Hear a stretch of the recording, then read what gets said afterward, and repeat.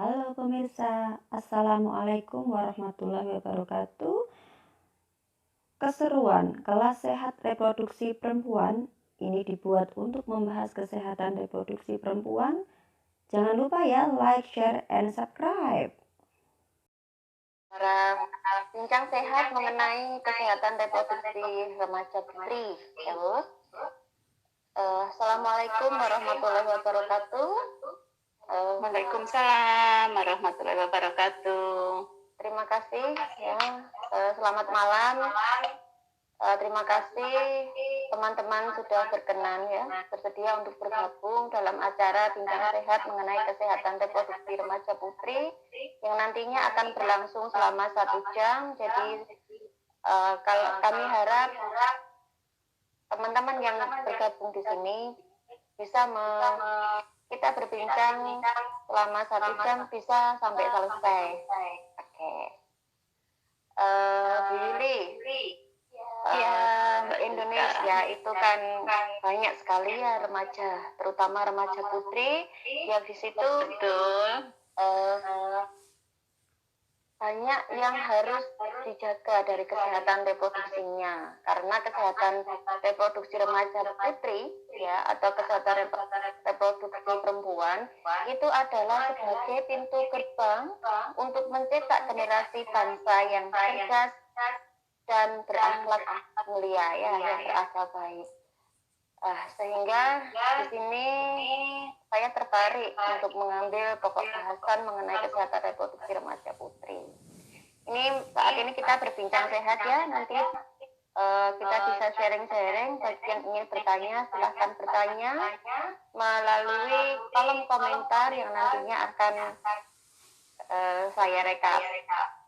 Akan saya tulis dan nanti biar Bu Yuli atau kita yang akan menjawab bersama. Bu Yuli, ngomong-ngomong ini, kesehatan sendiri itu artinya apa sih? Definisinya, sehingga kita itu harus apa itu Bu Yuli? Iya, terima kasih Bu Juwita atas waktunya. Ya, di sini kita sharing ya, Bu Juwita. Jadi saya rasa mungkin dari ibu-ibu atau adik-adik yang ikut bergabung di sini mungkin sudah banyak dengar apa itu kesehatan reproduksi ya. Kita sharing di sini. Jadi memang kalau kesehatan itu secara umum definisinya itu kan lebih ke ini ya Bu Juwita, sehat. Jadi keadaan sejahtera kita secara fisik ya, mental dan sosial ya. Kemudian terbebas jadi dari penyakit atau kecacatan. Itu kalau kesehatan yang secara umum. Jadi mungkin yang kita lihat, kalau kita melihat orang secara fisik kelihatannya sehat ya, Bu Juwita juga saya lihat wah sehat ya, itu secara fisik. Tapi mentalnya sehat nggak ya Bu Juwita? Nah, jadi sehat, kesehatan kalau definisi secara globalnya itu sehat secara fisik, mental kita juga sosial kita, dan tidak hanya terbebas dari penyakit atau kecacatan. Itu kalau kesehatan Bu Juwita. Begitu. Jadi harus sehat secara fisik dan mental ya Bu. Iya betul. Psikologisnya ya Bu ya. Iya betul. Psikologinya juga harus sehat. Jadi tidak hanya wah kelihatan fisik. Kalau kita sakit fisik itu memang gampang kelihatan ya Bu Juwita. Misalnya wah saya sakit perut, saya sakit kepala pusing, diobati sembuh ya, mungkin maksudnya bisa langsung kita deteksi itu. Tapi bagaimana dengan mental saya, sosial saya itu sudah sehat belum? Nah itu yang kadang kita belum tahu. Begitu Bu Juwita. Jadi psikologis itu sangat mempengaruhi dalam kesehatan. Betul. Kalau misalkan reproduksi perempuan sendiri itu tidak sehat, bagaimana caranya akan mencetak generasi bangsa yang cerdas dan berkualitas dan berakhlak ya? Iya, betul. Itu nanti terkait dengan kesehatan reproduksi yang mau kita bincang-bincangkan ini. Iya, iya. Kalau kesehatan reproduksi sendiri itu sebenarnya definisinya seperti apa sih Bu Yuli?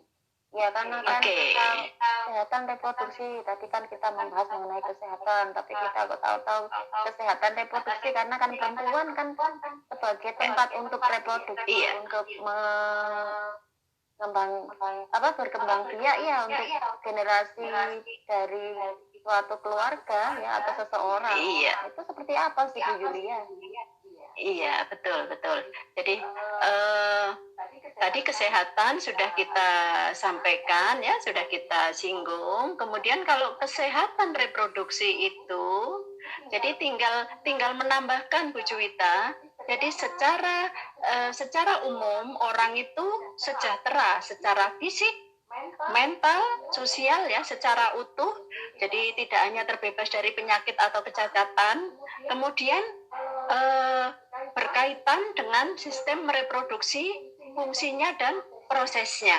Itu kalau kesehatan reproduksi. Jadi kesehatan tadi ditambah dengan reproduksinya dia bagaimana, baik fungsi maupun prosesnya. Itu sehat tidak? Gitu ya Bu Yuli. Gitu, iya. Jadi kesehatan reproduksi adalah sehat secara fisik dan mental ya. Iya. Dari kecacatan ya. Betul, penyakit dan kecacatan. Serta semua hal yang berkaitan dengan sistemnya, proses dan fungsinya, fungsi reproduksinya. Itu secara kalau dilihat dari definisinya itu kita sehat tidak untuk kesehatan reproduksinya. Nah, ini berkaitan dengan reproduksi. Reproduksi ya. di dalam tubuh kita kan Bu Yulia. Nah, apa saja sih yang berkaitan dengan reproduksi yang nantinya akan dijaga kesehatannya, dan kalau perempuan itu akan menjadi pintu gerbangnya mencetak generasi bangsa yang cerdas dan berakhlak dan berkualitas. Apa saja sih yang termasuk di dalamnya reproduksi perempuan itu? Oke, baik. Jadi untuk sistem reproduksi itu kalau kita mau melihat untuk kesehatannya ya, ini kita kan bicara ke kesehatan reproduksinya ya Bu Juwita. Jadi terutama untuk remaja putri yang kita bisa tahu atau melihat bagaimana kesehatan reproduksi saya. Kalau pada perempuan itu apa Bu Juwita biasanya saya balik tanya untuk melihat ini reproduksi saya sehat atau tidak. Kalau terutama pada remaja itu ini bagaimana terkait dengan apanya kira-kira Bu Juwita? Kalau saya yang namanya reproduksi itu adalah tempat di mana orang itu dapat membuat keturunan atau memberikan keturunan ya, seperti halnya rahim ya. Itu menurut saya untuk kesehatan reproduksi ya Bu. Tapi secara umum kalau saya misalkan saya tenaga kesehatan saya tahu, tapi kalau dulu waktu saya sebelum masuk ke kebidanan atau ke sekolah kesehatan ya, saya berpikir bahwa reproduksi itu alatnya hanya rahim saja. Oh iya, betul. Ya. Baik, secara umum jadi selain yang Bu Juwita sebutkan, rahim, nanti kemudian ke arah juga organ genitalnya ya Bu Juwita. Jadi sebelum ke rahim itu kan kita ada alat kelamin dalam, alat kelamin luar gitu ya. Nah, jadi kita kalau bicara kesehatan reproduksi pada remaja itu biasanya lebih mengarah bagaimana sistem atau fungsi proses reproduksi itu sendiri pada perempuan tersebut. Nah, tentunya kalau pada perempuan itu nanti karena terkait dengan reproduksi, kita lebih ke arahnya bagaimana perawatan ya nanti ya Bu Juwita ya, untuk kita kan arahnya ke kesehatan kesehatan reproduksi itu. Jadi mungkin bagaimana kalau misalnya pada perempuan kita kalau bicara reproduksi langsung mengarahnya ke bagaimana cara perawatannya, kemudian termasuk perawatan organ genital itu ya Bu Juwita, kemudian nanti mengarah bagaimana siklus haidnya. Nah, kan arahnya ke sana supaya nanti kita bisa tahu bagaimana sistem reproduksi serta fungsi prosesnya itu. Kalau dari situ kita lihat itu sesuai enggak gitu, paling tidak normal tidak. Oke, awalnya kan kita lihat dari situ dulu Bu Juwita. Iya. Jadi apa saja nih Bu Yulia yang terkait organ kita ini yang terkait dengan reproduksi atau yang disebut reproduksi itu apa saja sih alat-alatnya itu Bu Yulia? Dari ini rahim ya dari nanti di dalam itu kan kita sudah tahu ya, mungkin kita bisa tahu banyak gambarnya rahim itu seperti apa gitu ya Bu Juwita, rahimnya. Kemudian kalau dari luar itu kita fokus ke ininya untuk supaya sistem reproduksi fungsinya prosesnya tadi paling tidak itu bisa berjalan normal itu ya. Nah itu kita perawatannya itu kan seperti apa ya, jadi mulai dari organ genital luarnya itu Bu Juwita yang kita fokuskan itu untuk ke kesehatannya itu. Nanti perawatannya seperti apa pada remaja. Biasanya kan banyak ya keluhan yang terkait dengan reproduksi. Arahnya nanti ke sana. Daerah mana saja ya Bu Yulia yang nantinya akan dijadikan ini reproduksinya perempuan itu harus dijaga gitu loh. Iya, daerah mana saja di bagian tubuh kita itu Bu Yuli sebagai kita perempuan ya? Iya. Kalau yang secara umum itu ya di organ genital kita, di vagina kita itu Bu Juwita. Ya, maksudnya bagaimana perawatan kita terkait dengan keluhan yang mungkin dirasakan oleh remaja tersebut gitu. Ya, misalnya mungkin ada keputihan, ada gatal. Nah, seperti itu Bu Juwita. Jadi nanti dari sana akan berkembang, kita bisa tanyakan lebih lanjut dari keluhan yang ada, itu bisa untuk mengetahui bagaimana sistem reproduksi, fungsi dan prosesnya. Baiklah, Iya. Kalau ini Bu Yuli, payudara itu juga termasuk alat reproduksi kita bukan ya Bu Yuli ya? Terkadang kan banyak itu ya teman-teman itu yang bingung ya, yang bukan dari tenaga kesehatan itu bingung. Sebenarnya yang dikatakan alat reproduksi itu yang mana sih? Maksudnya hanya yang bawah saja itu reproduksi. Kalau secara umum kan tahunya kan rahim dan bagian yang di luarnya rahim.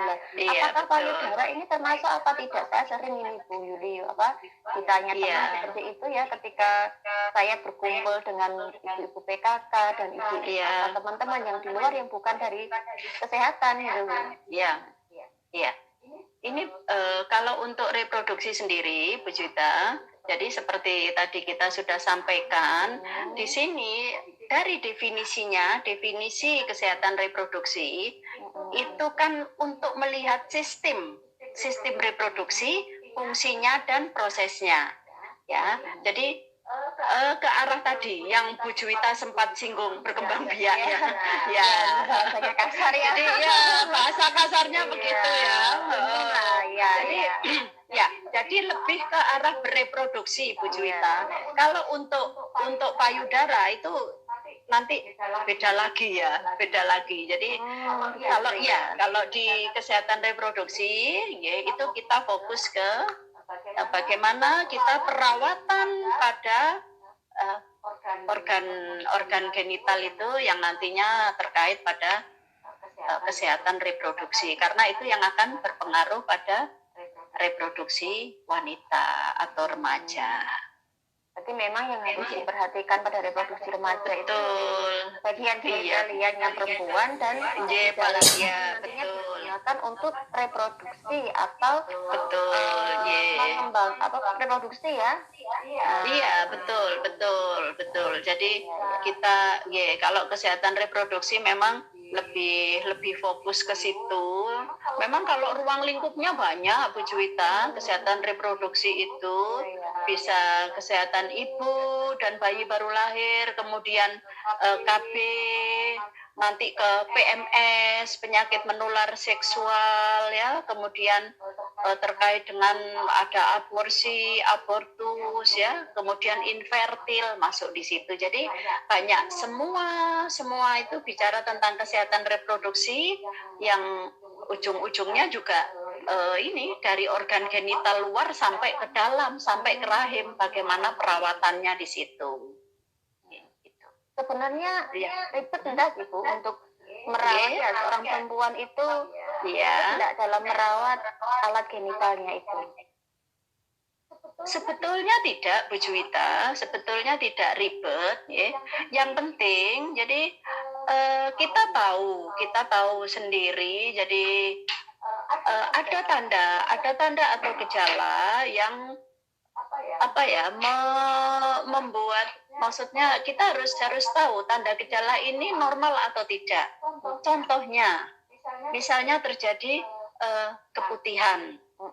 Keputihan itu kan fisiologis ya, kalau misalnya munculnya sebelum atau setelah haid ya, itu kan biasanya begitu ya Bu Juwita. Kita kalau betul ya.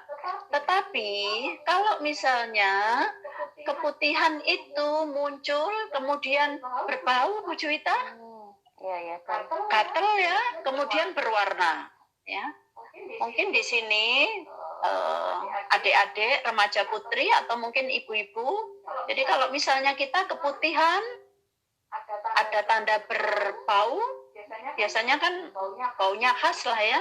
Nah, apalagi berwarna dan gatal, berarti ada jamur mungkin yang berkembang di organ genital kita. Jadi sebetulnya tidak ribet, tergantung dari personal vulva hygiene kita bagaimana. Jadi personal hygiene kita bagaimana, itu juga bisa berpengaruh ya pada kondisi organ genital kita. Jadi keputihan itu fisiologis memang kalau misalnya terjadi sebelum atau setelah haid ya. Nah, tapi kalau misalnya ada itu tadi, ada tanda-tanda berbau, gatal ya, kemudian apalagi biasanya di CD itu kan kalau ada keputihan itu kita cuci gitu CD, tapi membekas seperti warna hijau atau ya, berarti ada jamur. Itu yang bisa diobati, asalkan begitu ada keluhan kita langsung konsultasi. Jadi tidak usah malu ya. Kadang-kadang mungkin adik-adik remaja itu malu gitu, aku keputihan ya, aku kok gatal ya, dia malu mau konsul gitu ya. Nah itu kalau kita biarkan dalam waktu lama kan kita jadi tidak tahu ya itu kenapa, fisiologis atau tidak. Itu Bu Juwita, sebetulnya tidak ribet ya, cukup dengan vulva hygiene ya. Kalau misalnya ini dilihat, ini kan kadang bahan-bahan CD itu juga berpengaruh ya pada kulit kita. Itu biasanya kita sendiri yang tahu ya kan Bu Juwita ya. Bahannya kan macam-macam ya, material dari CD itu gitu. Mungkin Juwita. Jadi keputihan normal itu datangnya sebelum atau sesudah menstruasi ya pada perempuan. Betul. Kalau misalkan keputihan itu Iya. tidak sebelum atau sesudah, tetapi Iya. kita capek atau berpikir Iya. ya stres gitu, apakah itu bisa memunculkan keputihan pada diri perempuan, Bu? Betul, bisa Bu Cuita, betul. Jadi keputihan, ya betul. Keputihan itu bisa muncul di saat kita ada apa istilahnya stres psikologi. Psikologi itu bisa dari dalam, dari luar. Iya, itu bisa. Jadi banyak hal yang berpengaruh, misalnya pada perempuan dengan penyakit yang menyertai, itu juga bisa. Apalagi pada masa remaja, secara hormonal itu mereka kan masih labil, hormonnya itu belum ini ya, belum stabil, jadi kadang naik turun. Nah, kemudian dipicu lagi dengan psikologinya juga yang masih labil, itu juga berpengaruh pada kondisi remaja tersebut. Akhirnya nanti ini berpengaruhnya pada siklus haid ya. Siklus haid, itu akhirnya berpengaruh juga. Kemudian kadang-kadang nggak ngapa-ngapain gitu, ada keputihan gitu ya. Jadi memang stres psikologi atau capek itu bisa ada pengaruhnya, walaupun tidak banyak. Selama itu tidak berbau, tidak gatal, ya. Nah itu insya Allah ada stres, ada keadaan yang memicu itu kita. Kalau munculnya berarti ya Bu, kalau munculnya keputihan itu di luar dari normal, terus seperti yang disebutkan Bu Yuli tadi bahwa berbau, berwarna, tidak sesuai waktunya munculnya. Iya, betul. Iya. Itu berarti kita harus kemana Bu Yuli? Baik, konsulnya kemana itu? Ini Bu. Iya. Boleh, yang jelas ke tenaga kesehatan, boleh, mau ke bidan boleh ya. Apalagi kan perempuan ya. Jadi boleh ke bidan. Jadi kalau ada keluhan seperti itu, enggak usah malu Bu Cuita ya. Adik-adik juga enggak usah malu. Iya. Bisa konsul ke Bu Bidan. Bisa juga nanti insya Allah dari Bu Bidan ya akan konsultasi. Kalau misalnya mungkin ada keluhan lain yang menyertai, itu bisa kita konsulkan ke Opjin. Jadi jangan dibiarkan ya, kalau misalnya ada keputihan yang berlangsung lama itu jangan dibiarkan. Oh iya Bu. Ya. Ini kalau adik-adik ini ya remaja ini, ini tuh apa sih Bu? Oh iya. Iya. Tahu ada SMP Opjin itu apa ketika apa itu? Ya apa ini di celana saya gitu ya Bu ya? Iya, oke. Opjin itu dokter kandungan ya Bu Cita. Jadi jadi adik-adik enggak usah malu ya. Jadi itu kan untuk kesehatan kita sendiri, untuk masa depan kita juga gitu ya. Jadi kalau ada keluhan enggak masalah, silahkan datang ke bidan, mungkin bidan siapapun, mungkin saya sereknya ke bidan mana ya, monggo silahkan, itu enggak masalah. Jadi enggak usah malu, karena itu untuk masa depan adik-adik sendiri, remaja putri. Jadi harus sehat reproduksinya. Nah, ya, karena kalau sehat reproduksi nanti akan mencetak generasi bangsa yang cerdas, berkualitas dan berakhlak. Iya Bu Yuli. Ini Bu Yuli tadi kan kita juga membahas problematika atau masalah-masalah yang terjadi pada kewanitaan, terutama pada remaja putri ya Bu Yuli. Nah ini bagaimana sih caranya merawat biar reproduksi kita, alat reproduksi kita itu tetap sehat selalu, jangan sampai ada masalah seperti keputihan atau ketika menstruasi katanya sakit, nah terus harus kok kita tidak boleh memakai celana, ya ini kan dengar-dengar ya Bu Yuli kan, karena banyak juga pada remaja yang ada di masyarakat itu seperti apa sih biar kita ini dapat mencegah semua itu. Jadi kan kita harus merawatnya dari dini kan gitu ya Bu ya. Itu bagaimana Bu Yuli cara merawatnya? Iya, iya betul Bu Juwita. Jadi memang untuk perawatan kesehatan reproduksi itu yang pertama personal hygiene kita harus dijaga, ya kan? Kita harus bersih, harus sehat ya. Kemudian vulva hygiene kita juga harus sehat ya. Bagaimana merawat organ genital, misalnya cara cebok yang benar itu bagaimana ya, insya Allah mungkin adik-adik sudah banyak yang tahu cara cebok yang benar dari depan ke belakang atau belakang ke depan. Kalau saya ya dari depan ke belakang saya Bu ya. Nah, ini nanti itu salah satu ya. Iya betul. Cara cebok yang benar itu kelihatannya sepele, tapi ya kalau dalam jangka waktu yang lama juga akan berpengaruh pada kesehatan reproduksi kita, terutama vulva hygiene kita. Jadi vulva hygiene diperhatikan, cara cebok yang benar. Kemudian setelah cebok kalau bisa dikeringkan ya. Kadang buru-buru ya dari kamar mandi. Habis BAB langsung nggak langsung udah pakai ya, itu kan pakai celana ya lembat ya. Nah itu bisa menimbulkan jamur. Nah tuh kemudian ini adik-adik remaja kan sekarang kebanyakan pakai celana yang ketat itu ya, apa itu namanya Bu Juwita, itu apa istilahnya, celana ketat sekinki apa itu ya itulah ya. Oke. Itu kalau misalnya habis bepergian silakan, kalau sudah sampai di rumah ya dilepas saja, kita pakai yang longgar ya, supaya dari area genital kita itu bebas gitu ya, jadi nggak tertekan terus ya, karena dengan celana yang ketat itu kan membuat apa ya, istilahnya ruang tidak bernafas gitu ya. Jadi kalau sudah sampai di rumah ya dilepas, kita pakai baju yang longgar itu supaya bisa bernafas lah ya. Jadi supaya tidak lembab. Nah itu yang vulva hygiene itu harus dijaga, cara cebok yang benar, kemudian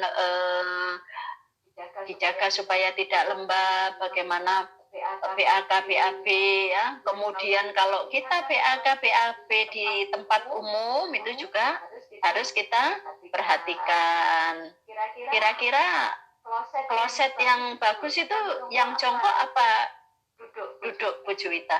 Kalau saya lebih nyaman yang jongkok ya. Karena menurut saya bisa plong gitu ya kalau yang jongkok. Karena mungkin tidak terbiasa kali ya. Iya betul. Jadi memang ini kalau untuk kloset itu untuk kamar mandi memang lebih aman yang jongkok, karena kita tidak secara langsung ya, kalau duduk itu kan kita langsung duduk pada tempatnya. Itu yang kadang-kadang mungkin kita tidak tahu di situ kuman atau virus ya, itu di situ yang kadang-kadang lebih nyaman yang jongkok itu. Jadi kita perhatikan itu Bu Juwita. Iya. Jadi ini ya Bu, kalau kita setelah pipis atau BAB, iya betul, kalau kita BAB dari depan ke belakang, setelah itu kita keringkan, dikeringkan, oke betul, supaya tidak lembab Bu Juwita. Nanti kalau lembab kan jamur akhirnya kadang-kadang suka gatel ya. Dulu kita juga mungkin pernah ngalami itu, kadang selangkangan itu tiba-tiba gatel ya. Iya pernah. Nah, iya itu. Jorok saya ya. Itu. Mungkin ya Bu Juwita. Itu. Iya. Terus ini Bu Yuli, ya? kira nih celana apa sih yang nantinya akan baik atau itu yang aman untuk perempuan dipakai gitu loh. Bahannya apa, yang bagaimana, apakah harganya mahal atau ya yang lainnya gitu Bu, maksudnya iya seperti apa Bu kira-kira itu Bu ya? Iya, Saya rasa kalau masalah CD itu Bu Juwita bukan masalah mahal atau murahnya itu ya, tapi bersihnya, ya bersihnya bagaimana, kemudian materialnya itu bagaimana, kan mungkin ada yang dari spandek kah apa, kemudian dari nilon atau kaos apa ya. Nah, untuk masing-masing individu, masing-masing orang itu kita kadang-kadang kan beda-beda ya. Cocoknya, saya cocok pakai yang dari materialnya spandek, saya cocok dari bahannya nilon gitu ya. Nah, itu kan beda-beda. Jadi saya rasa bukan tergantung harus dari mahal modelnya lagi ya. Modelnya macam-macam ya. Betul. Jadi lebih kepada bersihnya Bu Juwita, kemudian dari bahannya itu kita cocoknya apa ya, lebih baik itu yang disesuaikan gitu. Jadi bukan karena mahalnya. Itu Bu Juwita. Ini Bu, kalau perawatan ini genital kita ketika ini remaja ini kan pasti sudah menstruasi ya, sudah menstruasi. Nah, itu bagaimana cara perawatannya ketika menstruasi ya Bu, pada remaja putri atau pada perempuan gitu loh Bu? Itu seperti apa sih yang baik itu Bu? Maksudnya pada saat menstruasi. Iya, terkadang kan kita sudah perjalanan jauh karena males ke kamar mandi, ngampet, males pipis ya. Kita kan bukan kita, mungkin saya kali ya, karena perjalanan jauh, saya ngampet pipis, tidak minum seharian karena perjalanan 8 jam, 12 jam, tidak ganti pembalut. Nah, itu apakah baik atau tidak, atau seperti apa sih ketika menstruasi itu seharusnya itu Bu? Ya, sebetulnya tidak bagus ya Bu Juwita, karena pada saat kita, iya betul, iya. Karena pada saat menstruasi itu secara hormonal itu kita juga ada perubahan ya, maksudnya maksudnya kita rasanya badan itu berbeda ya, berbeda kalau kita tidak haid ya. Kemudian kalau dalam jangka waktu lama misalnya tiba-tiba mungkin darah haid kita keluar terus tidak kita gantikan kan juga tidak bagus ya Bu Juwita. Jadi harusnya kalau kita sedang menstruasi itu kalau memang pas sudah keluar ya harusnya cepat diganti gitu. Jadi tidak nunggu nanti kalau sore aja tak ganti sekalian biar banyak di pembalut, enggak juga ya. Iya. Kasihan jadi ngirit ya. Ternyata nggak baik. Iya. Jadi kalau kadang kita ke kamar mandi gitu kan keluar ya itu silahkan diganti karena memang itu vulva hygiene tadi salah satu dari vulva hygiene tadi Bu Juwita. Iya. Itu. Banyak ya keluhannya perempuan itu dan banyak perawatan yang harus dilaksanakan, tapi memang itu harus dilaksanakan ya Bu ya. Iya betul, gampang susah. Iya. Ini. Iya. Ini Bu, kalau nih perempuan itu kan pas menstruasi tadi kan masalah personal hygiene ya Bu ya. Perempuan kalau pas menstruasi itu kan terkadang terutama pada perut itu kan rasanya mules. Kalau saya merasa ini seperti BAB tapi bukan BAB lah.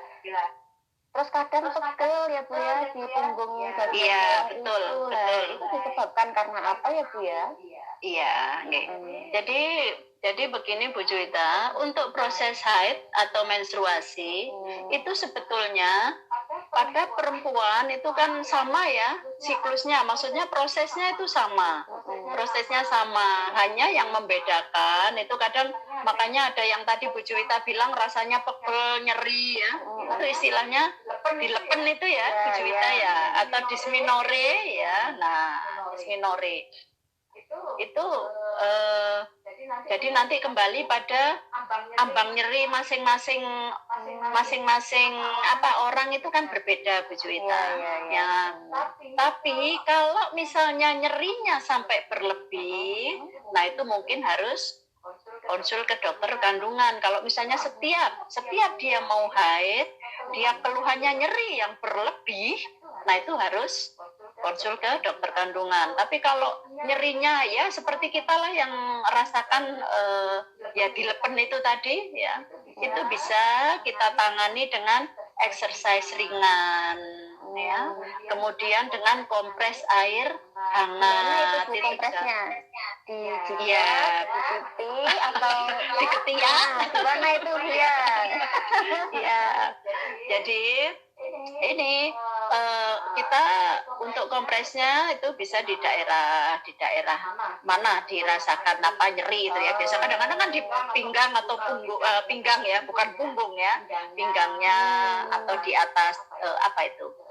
Kalau kita istilahnya itu apa ya, di atas apa sifisis ya, perut bagian bawah itu, nah di perut bagian bawah itu nyeri, itu bisa ini kalau mau kompres air mendidih itu ya, ngerebus air mendidih, masukkan di botol kaca, dilapisi dulu pakai handuk ya, jangan langsung di ini gosong nanti baju tangan.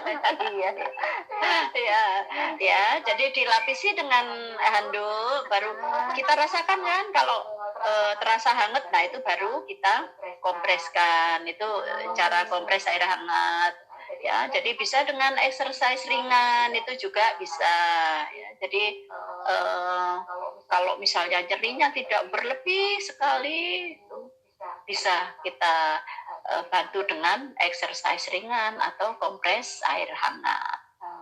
Mudah ya sebenarnya ya Bu ya, cuman kalau memang mudah belum tahu sebetulnya. rasanya Iya betul. obat. Nah, iya Kalau betul. di luar dari Iya. dokter atau bidan atau perawat Iya. itu kan biasanya beli Paramed ya untuk Iya betul. Feminak ya, Feminak itu. Ya.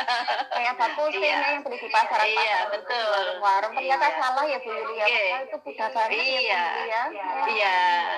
Ya, karena sebetulnya untuk siklus sendiri itu kan fisiologis ya Bu Juwita. Fisiologis. Iya. Nah, kalau setiap saya dilepen, setiap saya rasa nyeri pada saat haid, terus saya minum obat, itu nanti lama-lama kita jadi resisten ya, maksudnya jadi kebal pada obat, karena saya rasa semua obat apapun nama mereknya itu sebetulnya kan untuk mengurangi nyeri ya Bu Juwita ya. Jadi iya. Nah, padahal kita mengalami haid itu setiap bulan selama berapa tahun, selama berapa puluh tahun kan begitu ya Bu Juwita ya kan. Nah, misalnya awal kita haid umur 14 lah. Ya, kita menopause sampai umur berapa? Ada yang sampai 40 masih haid kan. Nah, itu berapa puluh tahun. Maksudnya kalau kita minum obat tadi, nyeri itu padahal kan bisa dengan exercise ringan, bisa dengan dikompres ya. Nah, itu kalau misalnya kita nyeri minum obat setiap bulan, padahal kita proses haid kan setiap bulan. Nanti lama-lama, nah kita bisa aditif ya malahan sama obat-obat anti nyeri, betul. Kalau nggak minum itu wah rasanya ya. Padahal itu kan fisiologis sebetulnya. Ya, yang dibilang dilepen atau dysmenorrhea itu Bu Juwita. Jadi ternyata pencegahannya itu tidak begitu mudah ya Bu ya. Iya betul. Modalkan kompor, ada gas, ada api ya, air pasti ya. Sama botol. Iya. Itu kan dapat di rumah itu kan buat Iya, itu yang betul. mudah sekali Iya. teman saya pencegahannya itu untuk apa? Iya. Mencegah atau menghadapi ketika menstruasi itu datang pada Iya. itu. Iya betul. Iya. Ini Ya, mungkin apakah ini Bu? ya. Herbal dari toga itu apa yang bisa digunakan Iya. untuk mengurangi nyeri haid? Misalkan, takut dengan memasak air gitu ya Bu ya. Nah, itu apakah ada itu apa? Iya. Tanaman obat keluarga Iya. yang dapat mereda nyeri haid itu apa ya? Apakah ada itu? Iya. Iya. Sebetulnya itu tadi kita kembali lagi pada pencegahan kita dulu ya, atau apa Bu Juwita, maksudnya yang secara alami tadi lah gitu ya. Jadi ya dengan exercise tadi. Kalau masalah untuk herbal sekarang biasanya yang suka diminum itu ya boleh nyebar merek ini biasanya ya. Nah ya biasanya kan yang praktis itu ya, karena sebetulnya begini Bu Juwita, untuk masalah dengan nyeri haid ya, nyeri haid itu kalau misalnya apa ya, nyeri sekali atau tidak, kalau tidak itu tadi kan kita bisa dengan ini ya, bisa dengan exercise, bisa dengan kompres tadi ya, Bu Juwita ya. Cuman kalau nyeri sekali itu maksud saya, jadi jangan oke lah dengan obat oke lah, tapi kan kita tahu batas gitu. Jadi jangan sampai, maksud saya jangan terlalu tergantung dengan obat-obatan apapun itu gitu loh, entah itu ya dengan herbal. Kalau herbal sekarang juga kayaknya banyak juga dijual dengan merek-merek itu banyak, seperti dengan obat-obatan tadi yang kimia juga banyak yang mereknya itu gitu ya, karena intinya untuk mengurangi nyeri, kemudian untuk melancarkan haid gitu ya. Tapi kalau ada kita minum itu untuk tujuannya untuk nyeri tadi, nah itu yang harus kita perhatikan itu. Jadi kita lihat nyerinya itu sampai seberapa gitu Bu Juwita, kita lihat dulu ya. Jadi enggak perlu ya gampang harus pakai obat anti nyeri. Boleh enggak Bu, ini untuk mengatasi nyeri itu, saya terkadang itu kalau di rumah itu kan dibuatkan ibu saya itu puder asem ya, katanya puder asem itu ada kandungan yang nantinya bagus lah untuk mengurangi rasa nyeri ketika menstruasi datang. Nah itu apakah boleh atau bagaimana? Karena kan puder asem itu kan termasuk toga juga ya Bu ya, tanaman obat keluarga. Iya boleh, boleh enggak Pak? Iya boleh, enggak apa-apa ya, boleh enggak apa-apa Bu Juwita. Iya. Terus ini, ini ada pertanyaan lagi ya Bu, dari boleh. Risma tadi ya. Iya. Apakah PMS ya berkaitan dengan keputihan itu bisa diakibatkan karena sebentar lagi. Penyakit atau keputihan tadi bisa mengakibatkan penyakit menular seksual atau salah satu tanda gejala dari PMS, bukan premenopause syndrome tapi ya. Ini PMS itu penyakit menular seksual. Ya, apakah bisa Bu ya? Iya. Jadi ini keputihan itu bisa kalau kita bicara PMS ya Bu Juwita, kita bicara PMS, penyakit menular seksual atau STD ya, sexual transmitted disease. Jadi itu bisa, salah satunya itu gejalanya adalah keputihan. Nah, kita lihat keputihannya itu seperti apa. Yang tadi kita singgung, kalau keputihannya itu berbau, gatal ya, berwarna, nah itu yang patologis ya. Patologis itu apa ya? Patologis itu yang tidak normal. Ya. Kalau keputihan yang fisiologis atau yang normal itu kan kekentalannya itu seperti ingus itu loh Bu Juwita, ya, iya kan? Ya, seperti ingus itu tidak terlalu kekentalannya, kemudian warnanya itu kan seperti ya mirip-mirip seperti itu. Tapi kalau sampai berbau ya, baunya itu khas Bu Juwita, agak-agak amis begitu, kemudian berwarna, jadi berwarna agak kehijauan itu. Nah, itu merupakan salah satu tanda dari PMS ya. Cuman PMS itu kan tidak semudah itu terus langsung kita istilahnya wah kamu PMS, tidak, tapi itu salah satu tanda atau gejala. Makanya kalau misalnya kita ibu-ibu atau adik-adik remaja putri ada tanda-tanda itu, ya lebih baik periksa aja, datang ke Bu Bidan atau ke dokter kandungan. Dokter kandungan kan sekarang juga ada yang perempuan, ada yang laki.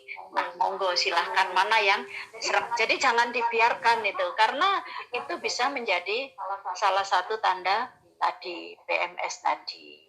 Itu hanya salah satu tanda gejala. Cuman dilihat dulu ya. Nanti selanjutnya bagaimana. Kalau dengan pengobatan, oh ternyata sembuh ya, ya sudah. Begitu ya Bu. Iya. Tadi kan kita sudah membahas mengenai masalah-masalah kesehatan reproduksi ya, pada remaja, karena banyak yang mengalami keluhan, karena kan remaja itu kan masa transisi ya Bu Riri ya, dari anak-anak ke dewasa, hormonnya juga transisi, pasti akan kaget ya kalau misalkan pengetahuan atau tidak tahu ini apa, atau tidak ada yang mendampingi di rumah ya, apalagi anak kos seperti saya ini. Aduh, kasihan ya. Curhat ini cerita. Iya kan, saya masih remaja Bu. Tapi kan sehat ya, harus sehat ya, karena kan saya terutama itu kan menjadi pintu gerbang untuk mencetak dari generasi bangsa yang cerdas, berkualitas, dan berakhlak baik. Nah, ini Bu Yuni, kita tadi kan sudah banyak membahas tentang masalah fisik ya Bu, reproduksi. Nah, ini psikologisnya ini Bu, seperti apa ini? Maksudnya, ini Bu, mental kita ketika menghadapi perubahan secara fisik pada kesehatan reproduksi perempuan ini seperti apa? Perubahan psikologisnya.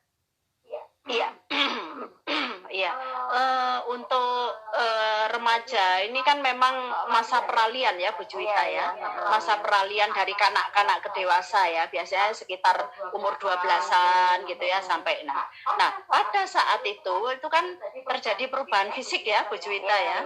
Perubahan fisik nanti diikuti juga perubahan hormonal ya. Nah, perubahan fisik itu kan kita kalau bicara perempuan nanti pinggulnya melebar ya, kemudian payudara ya kan. Nah, itu jadi biasanya sering-sering tumbuhnya ke samping ya, enggak ke atas ya. Berkembang ya. Nah, itu juga nanti secara psikologi itu, secara emosional itu juga akan berpengaruh ya Bu ya, karena secara hormonal tadi. Jadi saya rasa di situ antara remaja tersebut, jadi dengan orang tua itu harus ada dukungan dari orang tua. Beliau harus memahami bahwa anakku sudah menjelang remaja. Remaja sendiri juga harus bisa memahami bahwa saya sudah menginjak ke remaja ya. Jadi dengan emosional yang masih labil tadi ya Bu Juwita ya, iya kan? Kalau remaja kan nah itu biasanya ini seiring dengan, kalau secara fisiknya kan tadi ya sudah ada kelihatan lah semuanya berkembang tadi ya. Nah, secara emosional itu kan biasanya wah ini loh aku. Jadi kadang-kadang apa ya, kalau secara umum yang kejadian sehari-hari itu kadang ini diingatkan itu ini ya mudah tersinggung ya. Iya, marah ya. Nah, nanti orang tua juga kadang-kadang begini, kamu nih masih kecil tapi ini loh, aku kan sudah dewasa, sudah remaja ya. Masih remaja ya. Jadi jadi pada saat usia 12 sampai 24 tahun itu kadang-kadang hormon kita itu kan masih labil ya Bu Juwita, masih labil. Jadi belum stabil perkembangan hormon kita. Nah, itu yang secara psikologi juga akan berpengaruh. Makanya pada saat haid ya, pada saat haid itu kan juga hormon kita itu kan juga berubah ya. Makanya kadang-kadang pada saat haid itu gampang naik ya, kesenggol dikit langsung on. Yang nantinya jadi PMS yang premenstrual syndrome ya. Nah itu ya, itu nah padahal Padahal di samping setiap bulan dia terjadi perubahan hormon itu, dia sendiri selama masa remaja itu kan mengalami masih perubahan ya, perubahan hormon itu, penyesuaian itu Bu Juwita. Jadi makanya kalau misalnya remaja itu tidak terpapar dengan pendidikan kesehatan reproduksi, dengan perubahan-perubahannya, apalagi orang tua juga tidak, ya kurang lah ya, mungkin kurang pengetahuan tentang seputar remaja itu seperti apa, akhirnya sering terjadi konflik pada remaja. Makanya kenapa konflik itu kan sering terjadi pada remaja ya, yang remajanya mau istilahnya ya cari jati diri lah, mungkin aku loh sudah gede, tapi sementara orang tua secara hormonal kan juga sudah mulai tidak seimbang ya, karena beliaunya sudah mau menopause usianya kan begitu. Iya kan? Pada saat remaja itu usia 20-an ya, usia remaja. Orang tua kita coba usia berapa? Kan sudah ya rata-rata usia 40 ke atas ya. Nah, rata-rata usia itu. Nah, akhirnya sama-sama konflik, yang remaja sendiri emosinya labil karena hormonnya belum seimbang, sementara yang orang tua juga mungkin premenopause ya. Jadi akhirnya muncul konflik itu. Nah, itu jadi seandainya mungkin remaja itu paling tidak terpapar atau dia sering membacalah tentang seputar remaja itu sendiri, nah itu insya Allah mungkin bisa paling tidak ada pemahaman lah tentang kesehatan reproduksi remaja dan pengaruh-pengaruhnya itu Bu Juwita. Ya. Kira-kira di usia remaja itu di usia berapa ya Bu Yulia yang terjadi ketidakseimbangan hormon itu? Ya, itu sekitar usia 12 sampai 24 begitu. 12 sampai 24 tahun, yaitu kalau patokannya pada WHO itu remaja itu sekitar itu usia 12 sampai 24 tahun itu terjadi perubahan tadi, perubahan fisik, perubahan emosional atau psikologinya itu. Jadi memang harus ada dukungan dari orang tua, lingkungannya ya. Jadi memang sejak dini, sejak SD, kadang-kadang kan ada anak SD itu yang sudah haid ya Bu Juwita. Oh iya. Iya kan? Kelas 6 misalnya atau kelas 5 ya.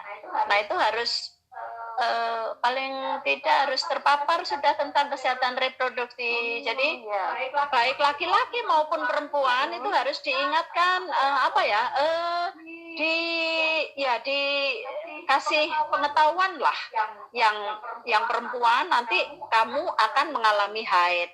Yang laki-laki kalau ada teman perempuannya misalnya lagi haid, kita dulu waktu zaman SD kan suka tembus itu ya, ngeflek ya, atau kadang-kadang pada saat haid kita kan tidak tahu kalau kita lagi haid.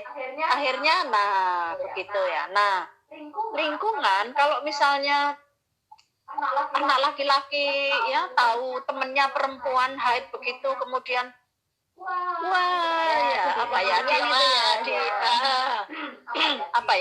diolok-olok atau apa ya Bu Juwita. Nah itu kan membuat itu yang membuat akhirnya lingkungan seperti tidak mendukung dia gitu. Itu yang kadang-kadang membuat tabu lah padahal haid itu kan hal yang fisiologis pada seorang perempuan. Jadi memang sejak dini, sejak awal itu kesehatan reproduksi itu harus disampaikan pada mereka, paling tidak harus sudah terpapar pada anak-anak SD. Nanti sesuai dengan usianya itu apa yang harus kita sampaikan. Jadi sejak dini, sejak SD, SMP, SMA itu mereka sudah terpapar dengan kesehatan reproduksi. Jadi kalau ada keluhan, apalagi kalau sudah remaja ya, ada keluhan apa ya, silahkan datang ke tenaga kesehatan. Jadi tidak usah malu itu, Bu Wita. Aduh Bu Yuli, ini kok sudah 1 jam kita berbincang ya? Cepat sekali ternyata ya Bu Yuli. Semakin lama semakin panas dan semakin asik mengenai kesehatan reproduksi perempuan, terutama anak remaja atau remaja ini ya, karena kan memang proses transisi itu kan memerlukan yang ekstra sekali untuk kesehatan secara fisik mau mentalnya itu, dan mentalnya itu harus dijaga dengan baik agar tidak terjadi suatu kecacatan ya, baik secara fisik maupun secara psikologisnya ya Bu Yuli ya. Kita harus menjaga tadi. Ya nanti bisa kita sambung lagi Bu Juwita di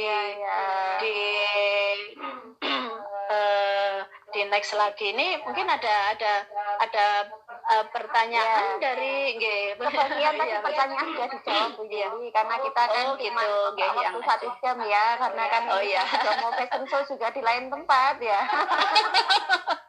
Ya, jadi kan waktunya juga insya Allah ada kesempatan lagi untuk minggu depan kita sambung lagi, dan sepertinya asik ya Bu Yuli ya. Bagaimana kalau kita ini mendirikan suatu kelas untuk konsultasi, gimana Bu Yuli? Setuju kan? Boleh, monggo silahkan. Ya, untuk hari ini terima kasih siaran langsungnya ya, sudah berkenan gabung di live IG. Banyak salah kata yang tidak berkenan di hati Anda, saya mohon maaf yang sebesar-besarnya. Wassalamualaikum warahmatullahi wabarakatuh.